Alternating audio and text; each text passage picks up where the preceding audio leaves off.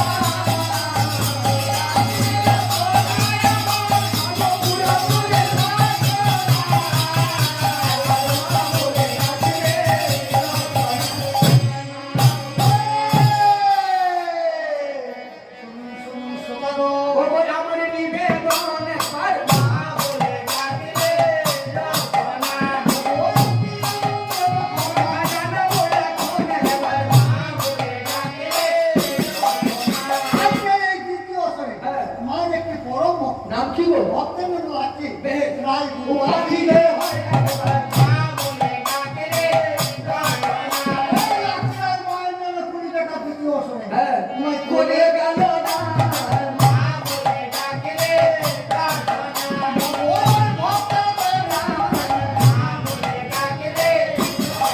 আমার মেয়ের আরেকটি ভক্ত নাম কি গো ভক্তের নাম অরুন্ধতী হ্যাঁ তাই উপাধিতে হয় একবার মা বলে ডাকে রে এই অরুন্ধতী বলে মায়ের নামে কি 100 টাকা মার হ্যাঁ। ওই যে করে করে গেল না মা বলে ডাকে রে মা করিবে কল্যাণ মা বলে ডাকে রে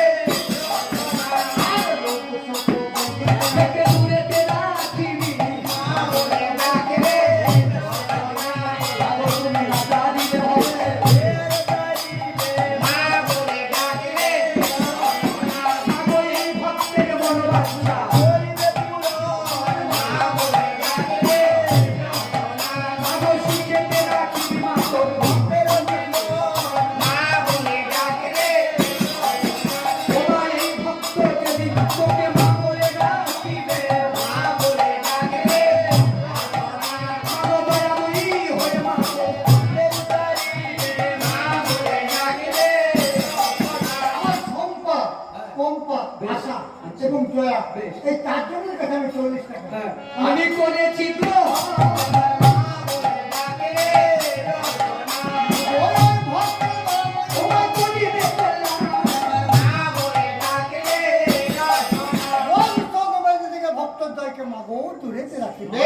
তুমি না তারিলে ভক্তে এরানো তারিবে মা বলে ডাকে রে মাগো দূরেতে রাখিবে মা বলে ডাকে রে আগামীকাল হচ্ছে আমাদের শেষ আসর এবং আগামীকাল সর্বপ্রথম পেটের বাজার তারপরে রত্নাবতীকে আনতে যাব গ্রামে মা ভিক্ষা ইয়েতে ছলে রত্নাকে আনতে চায় বাপের বাড়ি এই যাবে মা বলে ডাকে রে বাবুদের কাছে অনুরোধ সেই সময় যেন তারা করে ভিক্ষা নেবে আরে মা বলে ডাকে রে মাগো ভক্তের কল্যাণ মা বলে ডাকে রে শ্মশানে গিয়ে রাজার 4টি ছেলেকে এবং পূজারীকে বাঁচিয়ে আমরা মায়া হয়ে মায়ের হেমঘ আনতে যাইব হেমঘর যাওয়ার সময় আমি 3টি ঘাটে থামবো প্রথম মায়াগর থেকে বেরিয়ে আমি কালীদহ তারপর বৃন্দাবন তারপর গোপীঘাট তারপর মায়াগয়ে আমরা যাত্রা যে করি আজকের মতো তো আমার মায়ের গান আমি এইখানে ওই যে রাখি